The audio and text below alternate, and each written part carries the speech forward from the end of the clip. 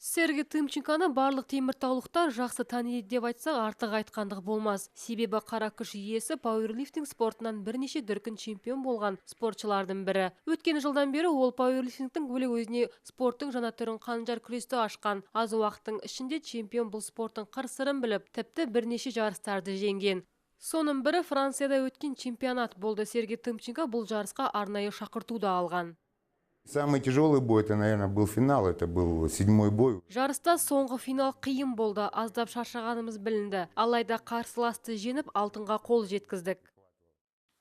Жарыста спортшы жеңімпаз атануына қаламыздың спорт нұсқаушысы Анзор Магоматовтың еңбегі көп болған. Қанжар күрестің қыр-сырын жақсы білген нұсқаушы сайыс алдындағы дайындық жақсы болғанын айтады. Это говорит о том, что Бұл сайысқа бармас бұрын біз дайындықты күшейттік. Барлығы спортшының мықтылығына байланысты деп ойлаймын. Себебі мұнда қара күшпен қатар техниканы да білу маңызды. Қаламызда қанжармен күрес мектебінің ашылғанына жарты жылдан асқан. Өткен жылдың қараша айынан бастап Анзор Магоматов өз алдына мектеп ашуды ұйғарған. Содан бері Тымченкомен бірге дайындалуды бастаған екен. мы больше специализируемся на служебно-прикладном. Біз көбінесе тәртіппен арнайы ережемен жұмыс істейміз. Егер бұл спорт түрімен шұғылданатын адамға еш қиындық болмайды деп ойлаймын.